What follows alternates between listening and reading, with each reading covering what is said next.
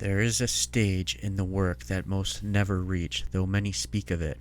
It is the conjunction, the inner marriage. For long years, the conscious mind and the deeper psyche stand opposed. One seeks control, the other resists or undermines. The person lives in a quiet civil war. Energy leaks, attention scatters, the will is divided against itself.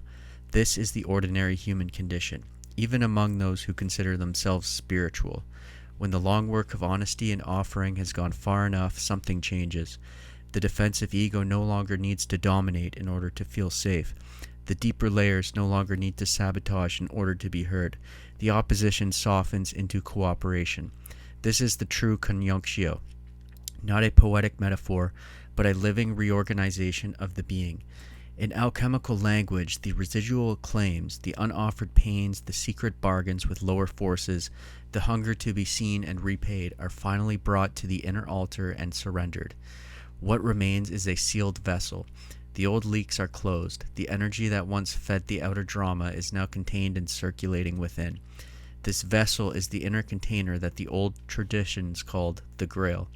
It cannot be seized as an object. It appears only when the opposites have been held long enough for a third thing to be born. Most never see it because they are still trying to possess it, teach it, or display it. The few who recognize it know it by its quality, a quiet, unmistakable center that does not need to prove itself. It is both ordinary and utterly precious. That is why it must be guarded. The rose is easily crushed by the return of residual claims, by the old habit of bleeding outwards so that others will finally acknowledge what was given. From this union, a different current of love and purpose arises. It is no longer the personal love that demands return, nor the spiritual love that performs compassion for recognition. It is quieter, more exact, and far less interested in being admired.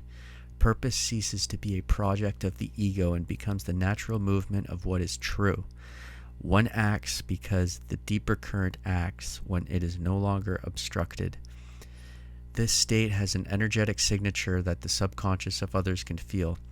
The voice in particular becomes a carrier of it. When a person speaks from the place of conjunction, the sound itself is altered. It does not rely on volume, emotion, or charisma. It carries weight and stillness at the same time. The surface mind may not understand what it is hearing, but the deeper layers of the listener respond. The trance of ordinary consciousness loosens for a moment. This is not hypnosis in the common sense. It is the natural effect of a unified field speaking into a divided one. Most of what passes for spiritual teaching never reaches this depth. It remains technical, dogmatic, or theatrical, still operating from the split condition. The difference is audible to those who have ears for it. Once the inner marriage is real, the primary work becomes one of guardianship. The vessel must be kept clean. The offering must remain inward. The residual claims must not be allowed to reopen the old wounds and begin feeding the lower powers again. When projection ceases, something precise occurs in the energetic body. The leaks close. The currents that once fed the outer drama, the psychic vampirism, and the collective hypnosis are withdrawn and recirculated within. The being becomes more whole. What was previously scattered across 1,000 unconscious offerings is now gathered. In that gathering, a new freedom appears. Not the freedom of escape, but the freedom of a system that is no longer bleeding. Jung described this as the shift from ego dominance to a living relationship with the self, the deeper organizing center of the psyche. When the projections are withdrawn and the inner opposites are no longer at war, the personality becomes less fragmented and more coherent. What emerges is not inflation, but a quieter, more stable wholeness. The deeper knowing does not announce itself. It simply remains intact and circulating, no longer feeding what it once fed. And once it is established, almost everything else becomes secondary.